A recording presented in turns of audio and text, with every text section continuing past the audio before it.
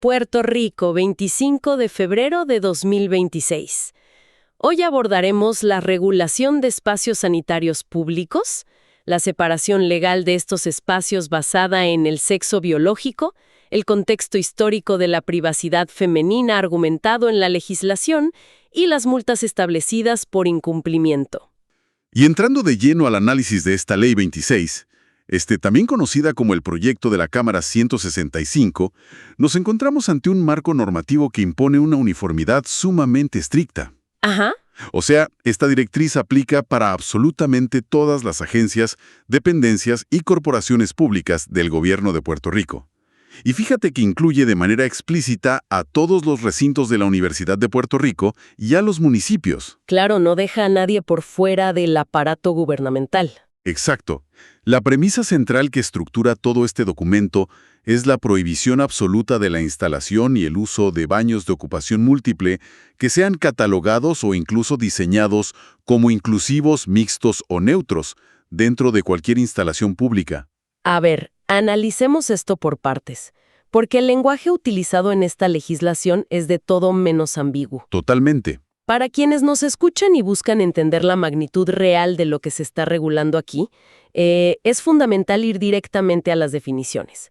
Y lo que me resultó fascinante es cómo el texto define el término sexo biológico, porque no lo deja a una interpretación social o a una definición general amplia, sino que se va por una ruta extremadamente clínica y específica. Sí, no dejan absolutamente nada a la imaginación en ese aspecto. El documento establece que el sexo biológico es la condición inmutable de ser hombre o mujer. Inmutable, esa es la palabra que usan. Exactamente. Y se fundamentan en 3 criterios que son estrictamente anatómicos y fisiológicos. Ajá, que son los que dictan la regla. Pues sí. Primero, los cromosomas de la persona. Segundo, el nivel natural de hormonas sexuales endógenas. Nivel natural, ok. Sí. Y tercero, la anatomía visible, o sea, los órganos sexuales con los que la persona nace. Es una definición sumamente rigurosa. Lo es.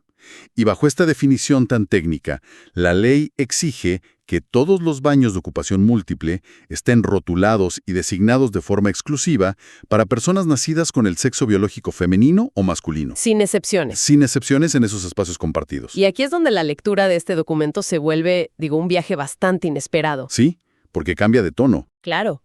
Uno pensaría que una ley enfocada en infraestructura pública o digamos en códigos de construcción iría directo al grano con los reglamentos modernos. A los pies y pulgadas de las paredes. Exacto, pero no.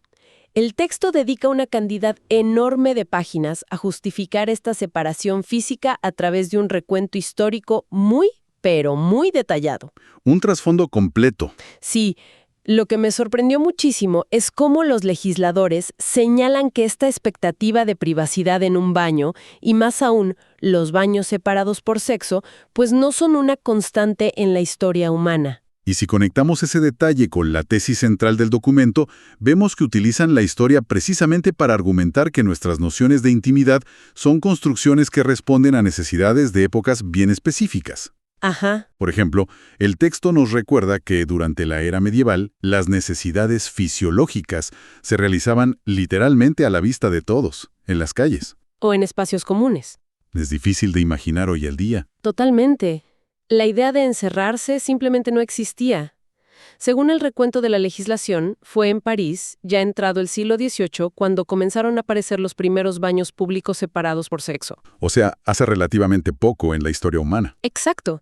Y en el caso de Estados Unidos, estas leyes de separación de instalaciones empezaron a surgir recién a finales de la década de 1800. Y hay un detalle en esa cronología que genuinamente me dejó pensando. Porque es algo que hoy en día damos totalmente por sentado. ¿Lo del papel higiénico? Sí, el documento describe la invención y el uso masivo del papel higiénico como una conquista relativamente reciente. Es un punto bien curioso, muy curioso. Y lo más interesante es que atan este invento directamente a las diferencias fisiológicas entre hombres y mujeres. Argumentan que el papel higiénico se volvió muchísimo más imprescindible para las mujeres debido a su necesidad biológica y anatómica de sentarse. Claro. En contraste con los hombres. Exacto, en contraste con los hombres que en espacios públicos realizan sus necesidades de pie la mayor parte del tiempo. Es un nivel de detalle anatólico y de cotidianidad histórica que rara vez se ve en una pieza de legislación tan formal como esta. Rara vez, totalmente. Pero ese detalle tan particular funciona como la zapata. Es la base para construir el argumento central de la exposición de motivos de la ley. El porqué de la separación de las esferas públicas. Exactamente. El documento es bien enfático en plantear que la creación de baños exclusivos para mujeres no respondió a un mero prejuicio derivado de la moral victoriana. ¿Qué es lo que a veces se debate en algunos círculos académicos? Correcto.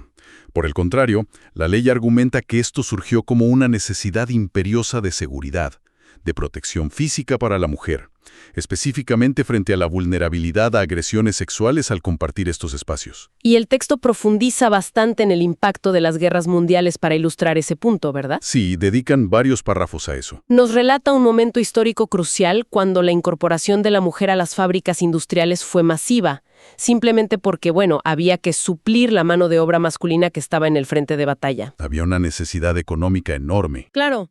Y es en ese escenario industrial donde la biología chocó de frente con la infraestructura de la época. Porque las instalaciones simplemente no estaban pensadas para ellas. Para nada.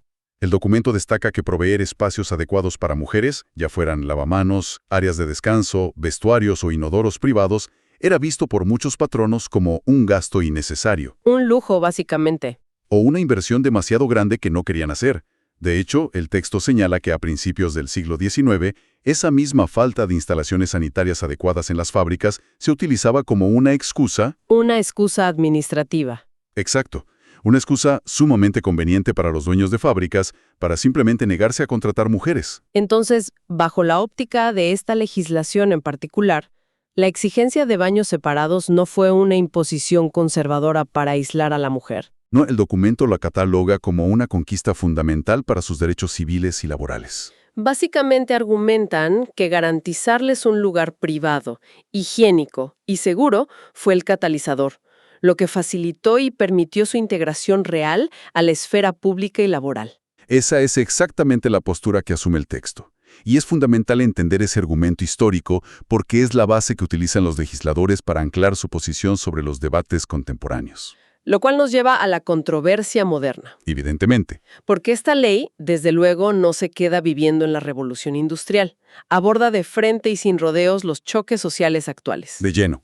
Y para quienes nos escuchan, es vital comprender los argumentos exactos que presenta el documento, porque plantea afirmaciones muy directas sobre la discusión pública de hoy en día. Así es. El texto sostiene explícitamente que las necesidades sanitarias insatisfechas de las mujeres a nivel global reciben mucha menos publicidad e importancia que las problemáticas derivadas de lo que la ley denomina, y cito textual, nuevas identidades ideológicas. El planteamiento de la ley es que, en el panorama actual, se está cediendo terreno en los espacios históricamente ganados por las mujeres para acomodar lo que el documento cataloga como privilegios de varones que se autoperciben mujeres.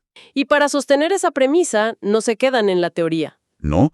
Para justificar la prohibición de los baños mixtos, la exposición de motivos cita casos, escenarios y testimonios muy concretos y altamente mediáticos. Uno de los pilares de su argumentación es lo que ocurrió en el equipo de natación de la Universidad de Pensilvania. El caso de Lia Thomas. Exacto. El documento menciona con nombre y apellido al nadador William Thomas, conocido en el ámbito público como Lia Thomas.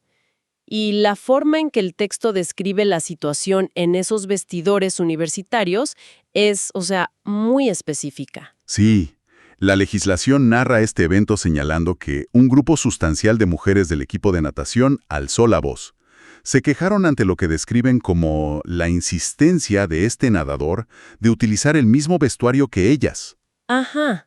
El texto detalla que esta persona, que se autopercibe diferente a su sexo biológico, compartía el espacio mostrando su anatomía masculina. Y mencionan cifras exactas de cuántas atletas se quejaron. Sí, el documento hace hincapié en que 35 mujeres del equipo expresaron sentirse profundamente incómodas y vulnerables. 35. Es un número considerable para un equipo deportivo. ¿Lo es? Y agregan que esto se vio agravado por el alegato citado ahí mismo en la ley de que el nadador había expresado sentir atracción sexual hacia las mujeres. Y el texto resalta que, a pesar de que este grupo de mujeres se acercó a la administración de la universidad buscando una solución, o digamos protección a su privacidad, sus reclamos fueron ignorados. No recibieron ninguna respuesta favorable de la institución. Y utilizan este incidente como la evidencia principal de cómo las políticas de espacios inclusivos pueden, según la perspectiva de la ley, desproteger a las mujeres biológicas. Esa es su línea argumentativa. Pero la fundamentación de este documento no se detiene en anécdotas universitarias o deportivas. También cita jurisprudencia formal para darle peso a nivel de tribunales federales. Toman como referente directo una resolución del año 2022, emitida por el Tribunal de Apelaciones del 11º Circuito de los Estados Unidos. El caso de Florida. Exactamente. Estamos hablando del caso Adams contra la Junta Escolar del Condado de St. John's. La legislación puertorriqueña reporta que, en ese caso en particular, el Tribunal Federal resolvió que el Estado de Florida no cometió un acto de discrimen contra estudiantes cuya autopercepción es distinta a la de su sexo biológico. Ajá. Y que tampoco violó las protecciones del Título 9 al exigirles que utilizaran los baños destinados para su sexo biológico original. Y la manera en que el documento redacta esa victoria legal es bastante contundente. La ley de Puerto Rico interpreta y describe abiertamente esta decisión del Tribunal Federal como un gran avance para los derechos de las mujeres. Lo enmarcan como una victoria para la privacidad femenina. Además de esos casos de alto perfil o decisiones apelativas, la exposición de motivos busca aterrizar toda esta controversia en la vida diaria de las personas. Los espacios comunes. Sí, enumera una serie de incidentes y agresiones que, según el texto, han sido reportados en escuelas donde adolescentes que se autoperciben diferente a su sexo biológico han ingresado a baños de niñas. Es una lista de escenarios que claramente busca resonar con el ciudadano común que hace sus compras o lleva a sus hijos a la escuela. Exacto. El documento menciona situaciones problemáticas en tiendas por departamento, incidentes en supermercados locales e incluso hace referencia a preocupaciones de seguridad sobre niñas pequeñas en jardines de infancia, o sea, en kindergarten. Y respaldan esto citando testimonios. Argumentan que múltiples mujeres que son sobrevivientes de agresiones sexuales y violaciones se han expresado vehementemente en contra de la implementación de estas políticas de baños de ocupación múltiple inclusivos. Argumentando que esto revive traumas. Sí, que reviven traumas y eliminan las zonas que ellas consideran seguras. Si analizamos la estructura filosófica de la ley, o sea, el núcleo de su lógica, vemos que establece una dicotomía absoluta e innegociable. Totalmente binaria. Sí, en uno de sus párrafos declara de manera muy clara, y cito, «Los baños no tienen sexo, pero las personas sí». Es una frase fuerte. Lo es, y es basándose en esa premisa biológica estricta que consolidan la prohibición de cualquier espacio de ocupación múltiple neutro en todo el aparato gubernamental. Así es como justifican la eliminación de esos espacios compartidos mixtos. Lo cual, obligatoriamente, nos hace mirar la otra cara de la moneda. Porque si la división se establece de una manera tan rígida y absoluta en los baños de ocupación múltiple, ¿cómo maneja la legislación a aquellas personas que genuinamente se autoperciben diferente a su sexo biológico? Es una excelente pregunta. O, por ejemplo, ¿qué pasa con un padre que necesita llevar a su hija pequeña al baño? O una persona que requiere asistencia médica privada y va con un cuidador de otro sexo. Claro, la logística del día a día. Exacto. La ley no se hace de la vista larga ante esta realidad práctica, sino que introduce un concepto clave que ellos llaman acomodo razonable. Y ese concepto de acomodo razonable es vital para entender cómo se va a aplicar esta normativa en el mundo real. La ley establece la obligatoriedad de proveer lo que denomina baños asistidos o familiares. Baños familiares. Sí. El texto indica que el Estado no se opone de ninguna manera a que las personas cuya autopercepción sea distinta a su sexo biológico reciban un espacio seguro y privado, siempre y cuando, y el documento recalca esto, no se afecte el derecho a la intimidad de los demás usuarios en los baños múltiples. Pero es crucial que nuestra audiencia entienda que estos baños asistidos o familiares no pueden ser, digamos, simplemente un inodoro estándar detrás de una puerta de madera delgada y ya está. No, para nada. La ley es bien estricta con esto. Entran unas exigencias arquitectónicas y de códigos de construcción muy específicas para que estos espacios cumplan con el estándar de privacidad que ellos requieren. La infraestructura exigida es sustancial. O sea, Si estos baños asistidos se ubican en un área donde hay varios espacios sanitarios dentro de una misma facilidad, la legislación obliga por mandato a que los cubículos tengan divisiones sólidas que vayan desde el piso hasta el techo. Del piso al techo sin espacios abiertos. Exactamente. El objetivo expuesto en el documento es garantizar una privacidad total, absoluta y acústica para el usuario, Eliminando las famosas rendijas. eliminando por completo las rendijas o esos espacios abiertos en la parte inferior y superior de las puertas tradicionales de los baños públicos. Además, es un requisito indispensable que estén equipados con cambiadores de pañales para bebés o infantes. Y el alcance de quienes pueden usar estos espacios de piso a techo es sumamente amplio. No es una concesión para un solo grupo demográfico, ¿verdad? No, es para múltiples poblaciones. Sexo que tengan diversidad funcional y que por ende necesiten espacio adicional para maniobrar equipo médico o sillas de ruedas. Claro, cuestiones de accesibilidad. También contempla a los adultos mayores que requieran asistencia y a menores de edad que necesiten la supervisión de un familiar del sexo opuesto. Y hay un punto crucial en esa lista de usuarios permitidos. El texto establece que estos baños individuales y cerrados de piso a techo pueden ser utilizados libremente por personas de ambos sexos que por cualquier motivo personal simplemente se sientan más cómodas y seguras asistiendo a estos espacios neutrales y totalmente privados. Ahora, leyendo el documento a fondo, me di cuenta de que este concepto de exigir baños familiares no es una idea que los legisladores se sacaron de la manga ahorita en 2026. No tiene su historia legal en la isla. El texto hace referencia a que esta medida en realidad amplía y fortalece regulaciones que ya existían en Puerto Rico. Sí, la ley ancla su exigencia en un precedente legal, específicamente en la Ley 186 del año 2011. Hace ya 15 años. Exacto. Esa ley anterior ya había modificado el Código de Edificación en Puerto Rico para exigir la inclusión de estos baños asistidos, pero solo en ciertos establecimientos de nueva construcción. Y esa es la diferencia clave. Esto es lo que hace que esta nueva ley tenga, por así decirlo, unos dientes mucho más afilados. La ley del 2011 tenía una aplicación puramente prospectiva. Solo miraba hacia el futuro. En términos sencillos, solo obligaba a los edificios que se construyeran de ahí en adelante.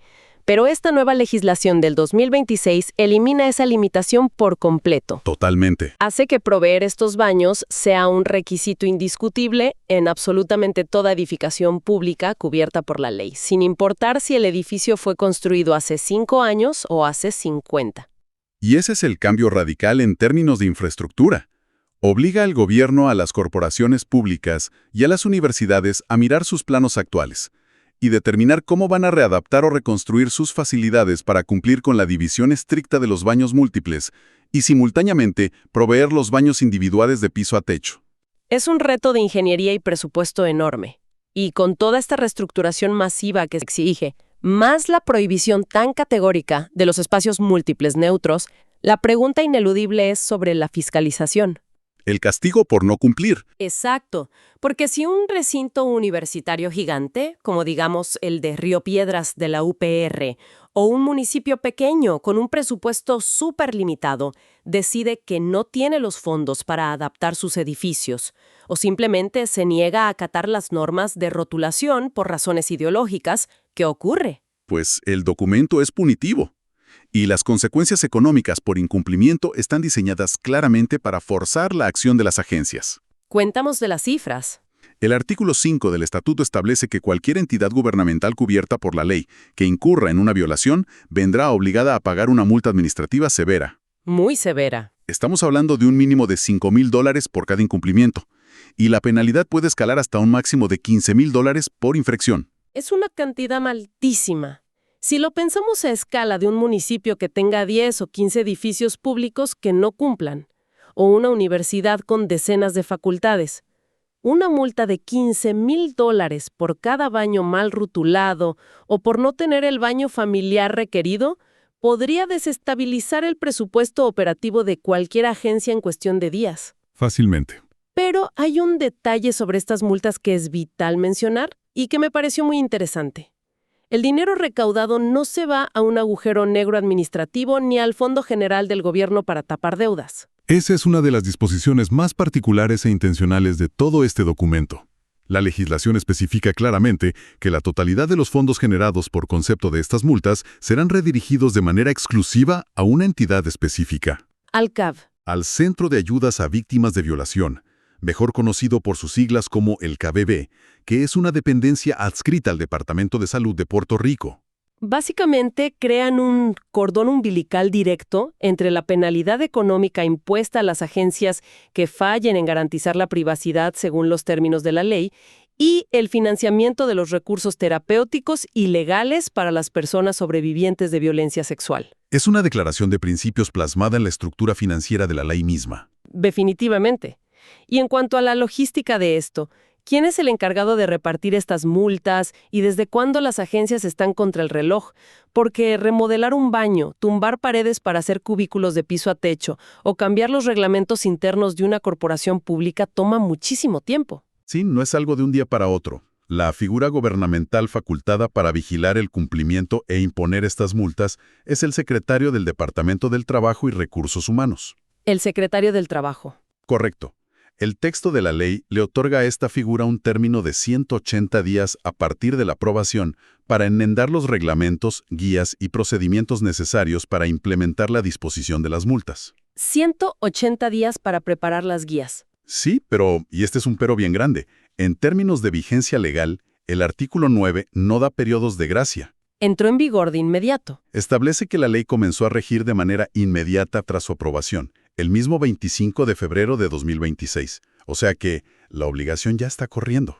Increíble. Y como nota adicional sobre cómo se aplica esto en la práctica diaria, el documento incluye una excepción bien específica en su artículo 6. Indica que estas disposiciones tan estrictas de uso no aplicarán para niños y preadolescentes de hasta 12 años. O sea que ellos están exentos. Sí, quienes podrán seguir utilizando los baños regulares bajo la supervisión adecuada de sus padres o encargados.